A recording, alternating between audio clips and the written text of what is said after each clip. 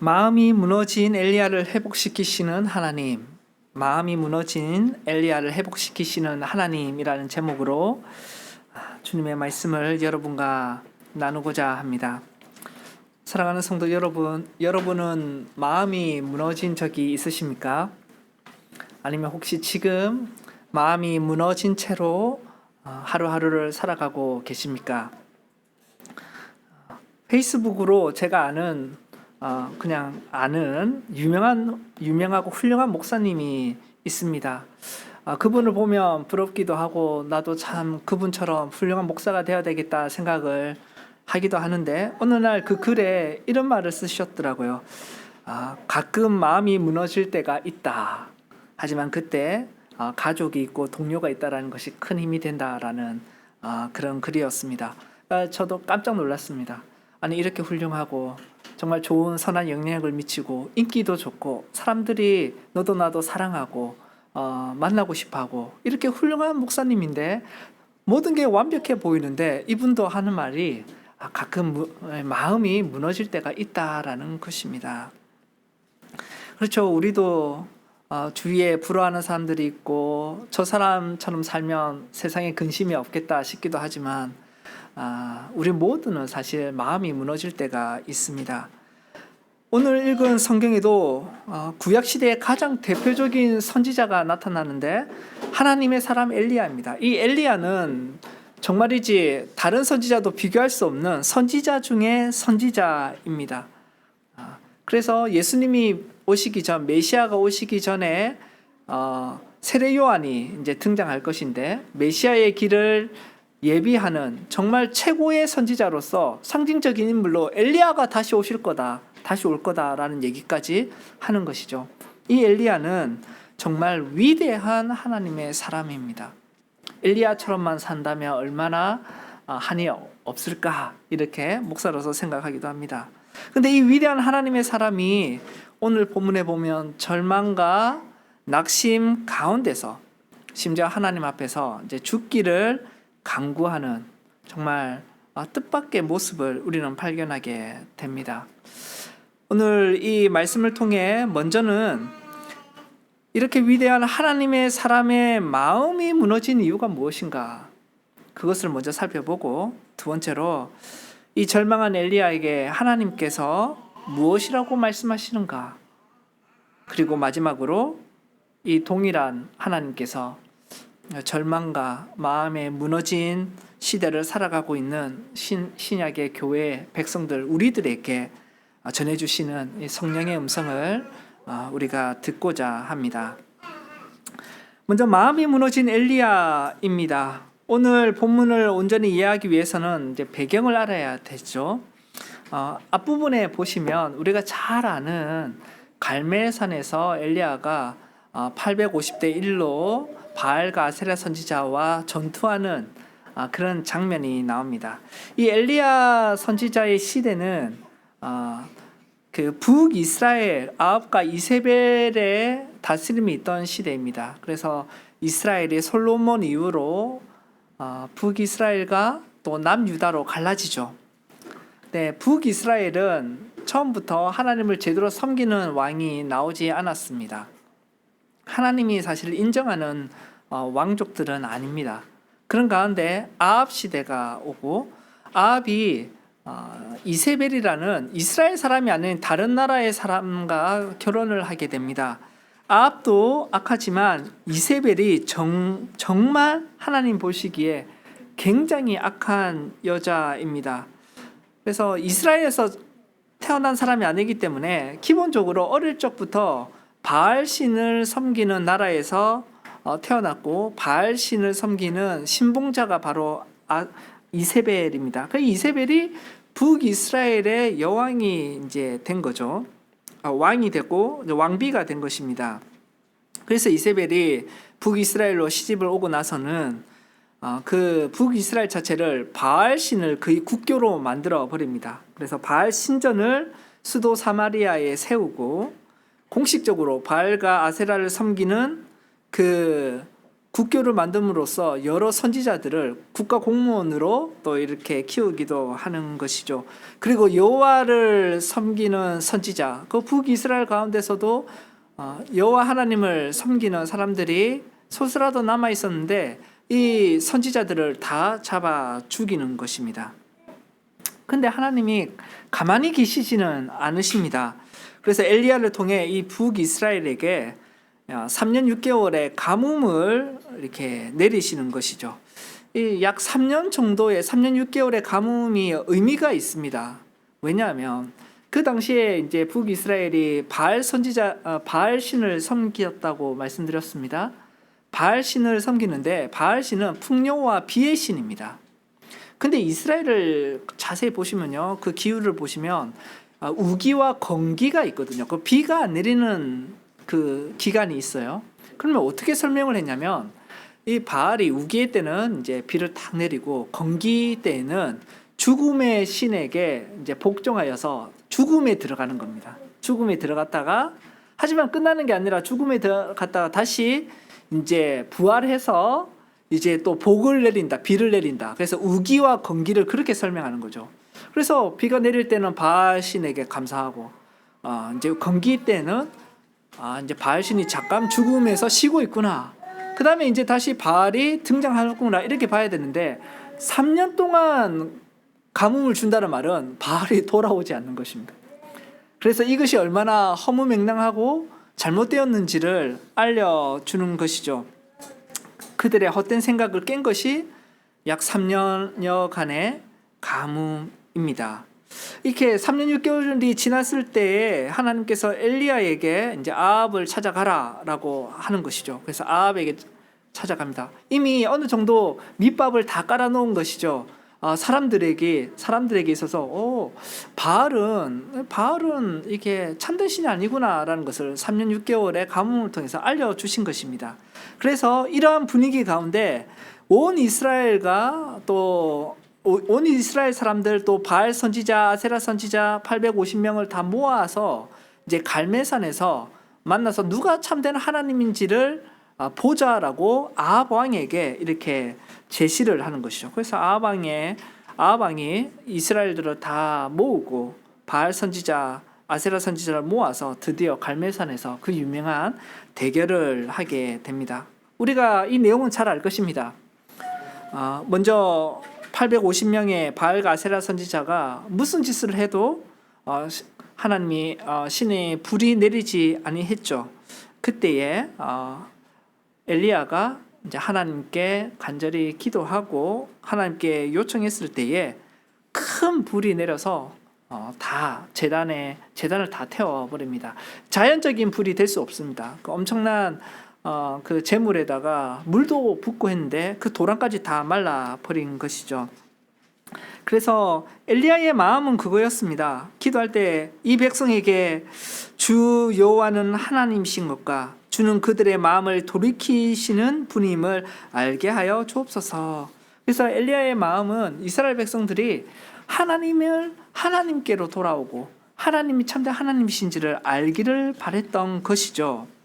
그래서 하나님이 불을 내려 주셨을 때 거기에 있던 모든 사람들이 이제 여호와 하나님이 참된 신임을 알고 흥분하기 시작합니다. 그때 이제 엘리야가 그러면 거짓 선지자들을 다 죽여라, 율법에 따라 죽여라 하니 그 바알과 아세라 선지자 850명이 다 죽게 됩니다.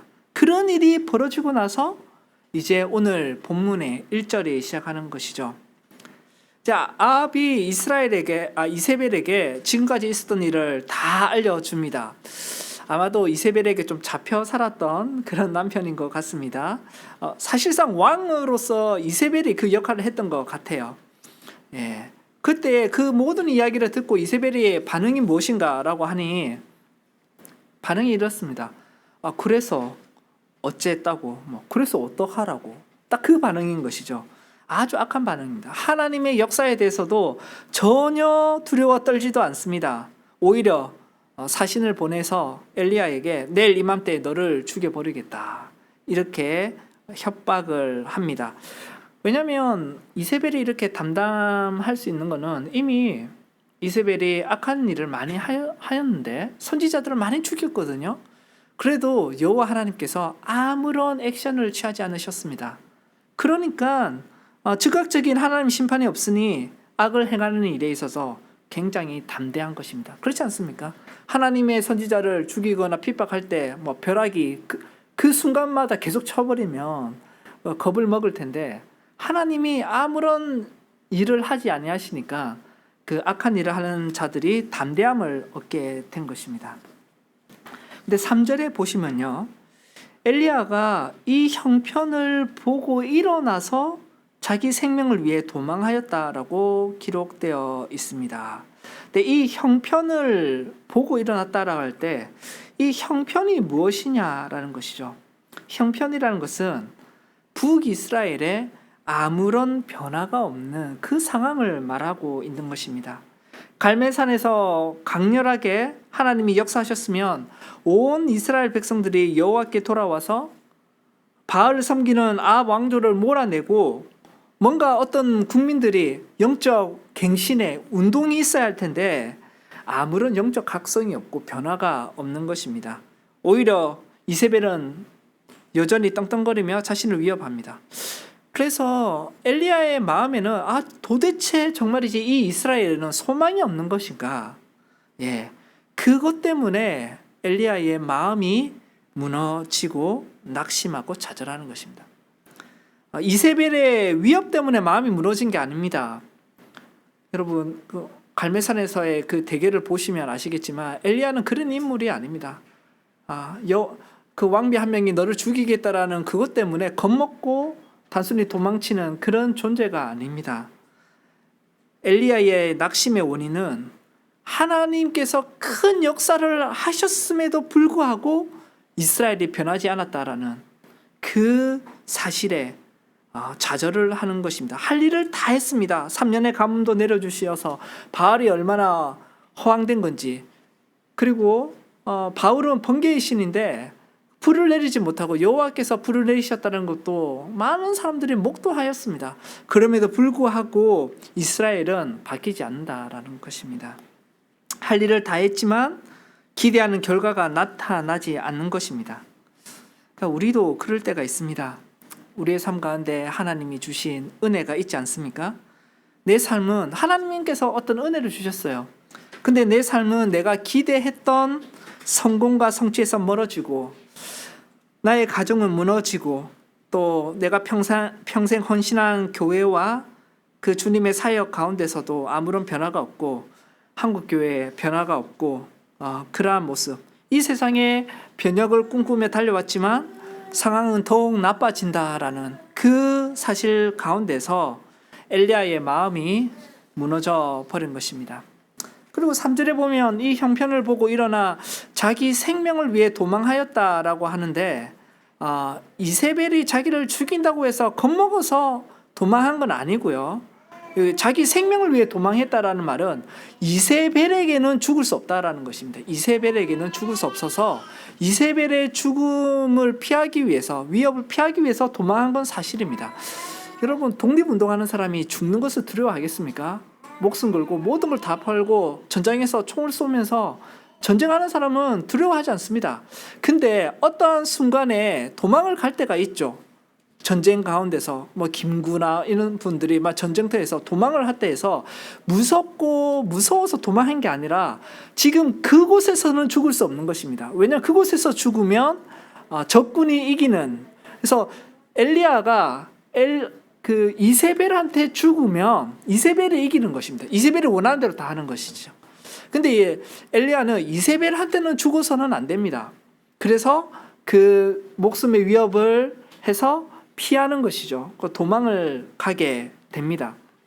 그래서 우리가 기억해야 될 것이, 지금 엘리야가 도망을 가고 그 자리를 피하고 하나님 앞에 죽기를 원하는 것이 이세벨의 그 위협 때문에 이제 우울해져가지고 겁먹어서 그렇게 우울에 빠졌다, 이렇게 생각하시면 안 되고요. 엘리야가 지금 낙심한 것은 하나님께서 이루신 위대한 일 앞에서도 하나님의 교회가 아무런 반응을 하지 않아서 그런 것입니다. 자, 엘리야는 이세벨에게 죽을 수 없어서 도망을 갔지만 사실 엘리야는 죽고 싶었습니다. 그 마음은 정말 하나님 앞에서 죽고 싶은 마음, 그 마음이 깨어져 있는 것이죠. 너무나도 큰 실망과 좌절과 또 자신의 한계에 부딪혀서 엘리야에게 있어서 마지막 소망이라는 것이 뭐냐? 하나님께 찾아가서 정말 모든 마음을 쏟아붓고 그 다음에 하나님, 더 이상 살고 싶지는 않습니다. 내가 할 일은 정말 다 했고요. 하나님, 저의 목숨을 거둬가 주십시오. 명예롭게 죽게 해주십시오. 이렇게 바랬을 뿐입니다. 엘리야가 북이스라엘을 탈출합니다. 이세벨에게 잡혀서 죽을 수는 없기 때문에 그렇습니다. 탈출을 해서 남유다로 광야로 갑니다. 광야로 간 이유는 최종 목적지가 호렙산에 가기 위한 것입니다. 호렙산은 신의 산입니다. 신의 산이 어떤 산입니까? 하나님께서 이스라엘 백성을 이집트에서 건져내시고 모세를 통해 이집트에서 건져내시고 신의 산 호렙산에서 언약을 맺으시죠. 내가 너의 하나님 되고 너희는 나의 백성이 될 것이다. 그 증거로서 십계명을 주시면서 모세가 40일 동안 그 호렙산에서 기도하는 가운데 하나님을 만나는 그곳입니다. 언약이 맺어진 곳, 하나님과 하나님 백성이 결혼한 곳, 모세가 중매쟁이였고요. 그곳이 바로 시내산 호렙산입니다. 지금 엘리야는 그곳으로 가고자 하는 것입니다. 하나님께 제대로 호소하기 위하여 하나님이 이스라엘 백성을 하나님 백성 삼아주신 그곳에 가서 하나님께 자기의 마음을 쏟아 붓고자 합니다. 호렙산이 중요합니다. 시내산은 상징적인 곳입니다. 이스라엘과 하나님이 결혼한 곳. 나는 너의 하나님이 되고 너희는 나의 백성이 될 것이다. 나는 너의 남편이 되고 너희는 나의 아내가 된다. 그곳이 약속을 한 곳이 바로 호렙산입니다. 엘리야가 이제 북이스라엘에서 남유다 브엘세바로 이제 갑니다. 사원을 남겨두고 이제 혼자서 광야의 하루길을 더 가죠. 그런데 가는 길 가운데 이제 너무 지칩니다. 광야 길을 혼자 간다라는 지금 이 땡볕만큼 더 더운 곳인데 혼자 간다는 게 쉬운 일이 아니죠. 그러다가 로뎀나무 아래에 앉아서 이제 죽기를 원합니다. 4절의 말씀 한번 보시겠습니다. 자기 자신은 광야로 들어가 하루 길쯤 가서 한 로뎀나무 아래에 앉아서 자기가 죽기를 원하여 이르되 여호와여 넉넉하오니 지금 내 생명을 거두시옵소서. 나는 내 조상들보다 낫지 못하니이다. 넉넉하다라는 말 이 말입니다. 비록 호렙까지는 못 갔지만 이 정도 왔으면 이세벨에게 잡힐 일도 없고 또 이세벨에게 엘리야가 죽었다라는 소식이 전달될 그것도 아닙니다. 아무도 알지 못합니다. 그래서 이 정도면 됐습니다. 하나님, 저를 데려가 주십시오. 이렇게 기도하는 것이죠. 이때 하나님 천사가 나타나서 엘리야를 어루만집니다. 숯불에 구운 떡과 물 한 병을 준비해 둡니다. 그래서 일어나 먹으라 이렇게 하죠. 그러니까 일어나 먹고 나서 또 잡니다. 마음이 무너지면 그냥 자는 것입니다. 피곤하고 지치고 무너져서 아무것도 하기 싫습니다. 또 잡니다. 다시 천사가 어루만지면서 깨웁니다. 일어나 먹으라. 왜 계속 먹입니까? 너의 갈 길을 네가 다 가지 못할까 하노라. 7절의 말씀이죠. 너의 갈 길을 다 가지 못할까 하노라. 원래 갈 길이 어디입니까? 호렙산, 시내산입니다. 그러니까 하나님이 알고 계시는 것이에요. 하나님을 만나고자 하는 그 엘리야를 응원하고 계십니다. 그래, 네가 나를 만나기를 원한다고? 나에게 와서 기도하기를 원한다고? 이거 먹고 힘내서 시내산까지 와라 라고 합니다. 너 호렙산까지 와서 하나님께 마음을 쏟아내야지. 그 응원을 해주시는 것이죠. 이처럼 하나님은 신자들이 하나님을 간절히 찾기를 원하시고 그리고 찾는 자를 만나 주시기를 원합니다. 엘리야가 힘을 얻어서 그냥 단순히 영적인 침체에서 우울증에서 극복하라고 음식을 주고 잠을 재운 것이 아니라 뭐 하라고요? 호렙산까지 오라고 하나님이 지금 천사를 통해서 응원하고 계시는 것입니다. 그 음식을 먹고 기력을 회복하여서 40일 밤낮 동안 시내산에 갑니다. 40일 주야를 시내산에 가는 것입니다. 이거는 기적입니다. 모세가 출애굽하고 나서 모세가 시내산에서 40일 동안 산 위에 있으면서 하나님을 만나고 십계명을 받습니다. 그건 기적이죠. 40일 동안 뭐 먹을 것이 있습니까? 산 위에. 그러니까 하나님께서 그 생명을 유지시켜 주면서 신적인 어떤 역사를 이루어 가시는 것이죠. 이것처럼 그 빵이랑 이렇게 먹은 엘리야가 40일을 밤낮으로 쉬지 않고 시내산으로 갑니다. 이것은 기적입니다. 하나님께서 동일하게 모세를 만나 주시는 것처럼 엘리야를 만나 주십니다. 그리고 드디어 하나님의 역사 가운데 하나님의 산 호렙에 이르게 되는 것이죠. 엘리야는 호렙산의 한 굴에 들어가서 머뭅니다. 9절을 한번 보십시오. 엘리야가 그곳에 들어가 거기서 머무니라고 되어 있죠. 여기서 그곳이라는 말은 바로 그 굴입니다. 바로 그 굴. 그 원문에 보면 그 굴인데 이거는 이미 알고 있는 굉장히 유명한 굴입니다. 시내산에 너무나 유명한 굴이 뭐가 있습니까? 그렇죠. 모세가 머물렀던 굴로 보입니다. 그래서 그 모세가 있었던 그곳에 엘리야도 있게 하시는 것입니다. 그리고 모세에게 하나님의 말씀을 주셨던 것처럼 지금 엘리야에게 하나님이 말씀을 주십니다. 회복시키시는 하나님의 역사를 우리가 이제 9절부터 보게 되는 것이죠. 하나님이 엘리야에게 이렇게 물으십니다. 엘리야야, 네가 어찌하여 여기 있느냐? 라고 물으십니다. 이거 꾸중하는 거 아닙니다. 야, 너 여기 있으면 안 되는데 왜 여기 있어? 지금 그 말씀하고 계시는 것이 아닙니다. 왜냐하면 지금 엘리야를 호렙산까지 오게 하신 분이 누구세요? 하나님이십니다. 하나님이 엘리야를 호렙산까지 오게 했습니다. 그래서 이 말은 뜻은 뭐냐면 너 여기에 온 이유가 무엇이냐? 용건을 말해봐라 라는 것이죠. 너의 좌절과 낙심, 무너진 마음을 나에게 한번 말해보거라. 엘리야야, 마음을 쏟고 나에게 말하라, 기도하라 라고 한 것입니다. 이 엘리야가 마음을 쏟아 하나님 앞에 자신의 좌절을 고백합니다.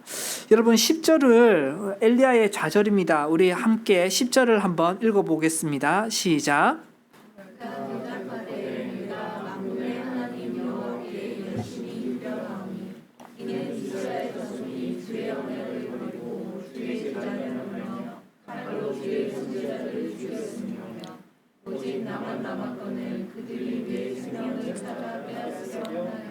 하나님 앞에 지금 엘리야가 말하고 있는 것이 두 가지 요소가 있습니다. 먼저 하나는 하나님께 일러 바칩니다. 무엇을 일러 바치냐면 이스라엘 백성들을 고소합니다. 하나님, 이스라엘 백성들이요 하나님의 언약을 버렸습니다. 북이스라엘이 하나님의 언약을 버렸습니다. 왜냐하면 하나님이 언약은 이거죠. 나는 너의 하나님 되고 너희는 나의 백성이 될 것이다. 그래서 하나님은 우리의 하나님 되어주시고 하나님의 백성, 우리는 하나님의 백성이 되어야 합니다. 우리가 또 해야 될 충성의 맹세가 있는 것이고 물론 하나님께서 그것을 이루어 가시는 것이죠. 이에 대하여 이스라엘 백성을 고소합니다. 하나님, 하나님의 백성이 되어야 하는데 하나님 백성이 지금 없습니다. 이거는 이스라엘 백성을 향한 고소이기도 하고 하나님을 향해서도 호소하는 것입니다. 하나님이 너희는, 너와 너의 자녀는 나의 백성이 되게 하겠다라고 하셨는데 지금 이스라엘 백성이 없습니다. 하나님, 지금 이 일을 어떻게 해야 됩니까? 그 일을 하는 것이죠. 그 다음에 더욱더 하나님께 호소하는데 주의 제단이 헐어지고 주의 선지자들이 죽었습니다. 하나님, 지금 왜 반감만 하고 계십니까? 그 얘기를 하고 있는 것입니다. 하나님이 우리의 하나님이 되어주시면 하나님의 선지자들이, 하나님의 제단이 굳건히 서도록 지켜주셔야 하는데 하나님 왜 반감만 하고 계십니까? 도대체 이 언약을 언제 이루어 주시는 것입니까? 라고 말합니다. 이렇게 마음을 토하고 있을 때 여호와께서 말씀하십니다. 우리 다시 한번 더 11절부터 12절의 말씀을 힘차게 한번 읽겠습니다. 시작. 너는 나가서 11절 11절 여호와께서 이르시되 시작. 여호와께서 이르시되 너는 나가서 여호와 앞에서 산에 서라 하시더니 여호와께서 지나가시는데 여호와 앞에 크고 강한 바람이 산을 가르고 바위를 부수나 바람 가운데에 여호와께서 계시지 아니하며 바람 후에 지진이 있으나 지진 가운데에도 여호와께서 계시지 아니하며 또 지진 후에 불이 있으나 불 가운데에도 여호와께서 계시지 아니하더니 불 후에 세미한 소리가 있는지라. 예.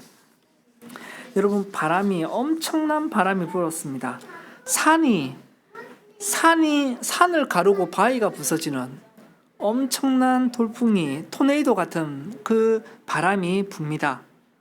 그리고 지진이 일어납니다. 지금 일본에 큰 지진이 일어났죠. 예, 그러한 지진이 일어났습니다. 그리고 유럽에 스페인에 지금 산불이 크게 일어나고 있는데, 그러한 불들이 일어났지만 그 가운데 하나님이 계시지 아니했습니다. 오히려 하나님께서는 세밀한 음성으로 말씀해 주셨습니다. 다시 너 돌아가서 세 명에게 기름을 부어라.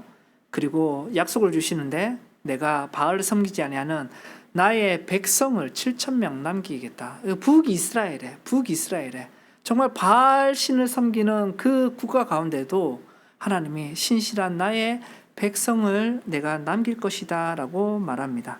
여러분, 이것이 엘리야의 호소에 대한 하나님의 응답이죠. 엘리야는 하나님께 언약으로 호소했습니다. 하나님, 우리의 하나님 되어주시고 우리가 하나님 백성이 되게 하시겠다 했는데 왜 그 언약을 지키지 아니하십니까? 그때에 주님께서 주신 것이 내가 너의 하나님 되고 너희의 하나님 되고 나의 백성을 남겨둘 거다라고 하신 것이죠. 세 명에게 기름을 부으라고 했습니다. 그 세 명이 하사엘, 예후, 엘리사입니다. 하사엘은 아랍 왕입니다. 그래서 아랍 새로운 왕을 세워가지고 북이스라엘을 그냥 쳐버리겠다라는 것이죠. 그리고 거기서 살아남은 사람들이 있을 거 아니에요. 근데 너가 예후를 이스라엘 왕으로 세워라. 그래서 아합의 장군입니다. 근데 반역을 일으켜서 아합의 집을 숙청하도록 한다라는 것이죠. 그리고 엘리사를, 새로운 세대의 새로운 선지자를, 너의 후계자를 세워라. 하사엘, 예후, 엘리사 이렇게 세우라고 하신 것입니다. 그래서 새 시대를 이뤄갈 준비가 사실 되어 있다라는 말씀을 하시는 거예요. 이스라엘이 끝났지 않았습니까? 하나님의 언약은 도대체 언제 실현됩니까? 라고 할 때 하나님이 아니다. 내가 새 시대를 열 준비를 하고 있다라는 것을 보여주시는 것입니다. 그래서 내 백성이 되게 하겠다. 7,000명의 백성을 남겨두겠다라고 하시는 것이죠. 여러분, 하나님이 이것을 세밀한 음성 가운데 하신 이유가 뭘까요? 어떤 분은 이렇게 말합니다. 하나님이 큰 강력한 바람 가운데에 계시지 않았다라고 하잖아요. 그것처럼 여러분이 교회를 바람처럼 이 교회 갔다가 저 교회 갔다가 옮겨 다니면요, 그곳에 하나님이 안 계십니다. 이렇게 설명하더라고요. 여러분, 불 가운데 하나님이 안 계셨습니다. 예배 시간에 막 뜨겁게 박수치고 열내고 이렇게 하면 그런 곳에 하나님이 안 계십니다. 우리처럼 조용히 예배드려야지 하나님 계십니다. 이렇게 이제 적용하는 분도 제가 그 설교를 실제로 들은 적도 있습니다. 근데 여러분, 하나님이 그 가운데 안 계시고 세밀한 가운데 우리를 불러주셨다라는 의미는 이 말입니다. 여러분, 하나님은 눈에 보이는 큰 거대한 일로서만 역사하시는 게 아니라 비록 우리 눈에는 보이지 아니하고 거대한 그 바람, 토네이도 같은 바람, 그리고 세상을 다 태울 것 같은 불, 온 세상을 흔드는 지진, 그렇게만 하나님이 역사하시는 것이 아니라 비록 눈에 띄지 아니할지라도 하나님의 역사는 이루어지고 있음을 알려주신 것이 세밀한 음성으로 말씀해 주신 것입니다. 그래서 낙심하지 말라라는 것이에요. 너 눈앞에 보이지 아니한다 할지라도 너가 그냥 눈만 뜨면 볼 수 있고 그냥 딴짓을 해도 너무 소리가 커서 들을 수 있는 하나님의 역사, 그렇게만 하시는 것이 아니라 너가 집중하지 아니하면 놓칠 것 같은 그런 세밀한 일을 통해서라도 하나님은 하나님의 거대한 일들을 이루어가고 계신다. 그 사실을 엘리야에게 보여주신 것입니다. 그래서 낙심하고 절망하지 말라라는 것이죠. 거대한 빙하가 조용히 녹고 있는 것처럼 빙하가 녹는 소리를 우리는 들을 수 없습니다. 보이지 않습니다. 하지만 그 거대한 움직임이 일어나고 있는 것이죠. 지구가 자전하고 있지 않습니까? 공전하고 있지 않습니까? 이 지구가 한 30km, 시속 30km 이상으로 돈다는 얘기를 들었는데요. 여러분, 하지만 우리가 느끼지 못하지 않습니까? 그렇다 해서 이 거대한 땅덩어리가 빠른 속도로 돌고 있는 것이 거짓이냐? 그렇지 않다라는 것입니다. 여러분, 우리가 익히 잘 들어서 압니다. 우리 눈앞에 뭔가 보이지 않고 손에 잡히지 않는다 할지라도 하나님은 지금도 통치하고 계시고 그분의 뜻을 이루어가고 있다는 것입니다. 엘리야가 보기에 하나님은 가만히 계시는 분 같았습니다. 하지만 하나님은 거대한 역사를 이루어가고 계시는 분이었습니다. 신실하게 언약을 지키시는 분입니다. 그러므로 오늘 본문의 말씀을 적용합시다. 사랑하는 주님의 백성 여러분, 우리는 무엇으로 인해 마음이 무너지는 경험을 하고 있습니까? 무엇 때문에 우리는 헤어나올 수 없는 절망과 낙심 가운데서 지금 있습니까? 무엇 때문에 여러분은 하나님을 찾아가서 마음을 쏟고 그냥 확 죽고 싶은 그런 마음이 있는 것입니까? 우리의 삶엔 하나님의 일이 분명히 보이지 않고 내 생각대로 기대한 대로 일이 진행되지 않을 때가 분명히 있습니다. 참 많습니다. 이 정도 하면 하나님 성공할 수 있을 거라고 생각했습니다. 하지만 그러지 못한 게 많은 것이죠. 하나님, 저는 저의 20대에 전부를 어떤 시험을 합격하기 위하여 좋은 직장을 얻기 위하여 다 쏟았는데 처절한 실패를 했습니다. 하나님, 나의 20대를 누가 보상해 줍니까? 하나님, 저는 청년이 되어서 좋은 직장과 또 좋은 가정, 좋은 배우자를 만나 가정을 꾸리고 싶었습니다. 그러나 하나님, 뭐 하나 제대로 되고 있지 않습니다. 하나님은 지금 뭐 하고 계십니까? 하나님, 저는 하나님을 경외하며 최선을 다해 살았습니다. 그러나 결혼 생활이 엉망이 되었습니다. 아내와 남편의 관계가 금이 갈대로 가버렸습니다. 하나님, 저는 어떻게 해야 합니까? 알지 못하겠습니다. 하나님, 저는 사업을 위해서 모든 걸 걸었습니다. 그러나 결국 처참한 실패를 겪었습니다. 주님은 진정 나의 하나님이 되어 주시는 것입니까? 주님, 이토록 간절히 병낫기를 기도했지만 투병의 끝은 보이지 않습니다. 주님, 저의 행복에 하나님은 관심이 있으십니까? 우리는 이처럼 기도의 내용은 다를 수 있지만 하나님의 언약을 의심하는 것입니다. 하나님이 나의 하나님 되어주고 내가 하나님의 백성이 된다라는 그 언약을 하나님 정말 지키고 계십니까? 그렇게 우리는 하나님께 마음을 쏟을 수가 있습니다. 하나님의 백성과 교회를 섬기는 일, 다만 나의 개인적인 일뿐만 아니라 주님의 사역을 하는 일에서도 결과가 보이지 아니할 때 우리는 낙심할 수 있습니다. 하나님, 이 한국교회의 모습을 봐주십시오. 하나님의 큰 축복을 받았음에도 불구하고 진정으로 영적으로 깨어날 줄을 모릅니다. 이 한국교회와 사회를 위해서 내 생애를 다 바쳐서 살겠지만 결과는 오히려 비난과 조롱입니다. 죽도록 마음이 아픕니다. 하나님은 이 한국교회 하나님이 되어주시는 것입니까? 세상을 바꾸고자 하는, 또 복음을 전하고자 하는, 교회를 바르게 세우자 하는 개인의 모든 노력도 실패할 수 있습니다. 근데 여러분, 엘리야가 그랬습니다. 엘리야가 그랬던 것이죠. 그러므로 우리는 절망한 엘리야에게 하신 하나님의 말씀은 곧 지금 여러분 각자에게 하고 계시는 말씀입니다. 나 여호와는 언약에 신실하다. 이 역사를 움직이고 있다. 비록 산을 가르고 바위를 쪼개는 강한 바람처럼 나타나지 않다 할지라도, 온 땅을 흔드는 지진처럼 나의 역사가 보이지 아니한다 할지라도, 모든 것을 불사르는 불같이 눈에 띄지 아니한다 할지라도 나는 너희의 하나님 되고 너희는 나의 백성이 된다. 나는 이 언약을 신실하게 지켜 나간다라고 하신 것입니다. 그러므로 여러분, 낙심하고 절망한 가운데 이 언약을 붙듭시다. 하나님의 언약을 붙들어야 하는 것이죠. 하나님을 믿는다는 것은 언약을 붙드는 것입니다. 하나님이 나의 하나님이 되어주시고 나는 분명히 하나님의 백성이다. 우리 하나님은 우리 교회의 하나님 되어주시고 우리 교회는 분명히 하나님의 교회요 하나님의 백성이다라는 그것을 믿어야 되는 것이죠. 여러분, 우리가 성찬을 행할 것인데요, 이 성찬식이 이 언약의 증표입니다. 예수님께서는 십자가에 죽으시기 전에 바로 자신의 피를 마시라 하면서 이 피는 언약의 피다라고 합니다. 하나님이 우리 하나님 되고 우리가 주의 백성이 되는 거 예수님 안에서 가능한 것입니다. 그리고 하나님이 끊임없이 이 언약을 알려주시는 것이 바로 성찬입니다. 우리는 성찬에 참여할 때마다 예수님이 우리의 언약의 중보자가 되시고 우리가 예수님으로 말미암아 예수님 안에 있는 우리는, 우리 가정은 바로 하나님의 백성이요, 하나님은, 살아계신 그 성경의 하나님은 바로 우리의 하나님, 나의 하나님이 되어주신다라고 고백하는 것입니다.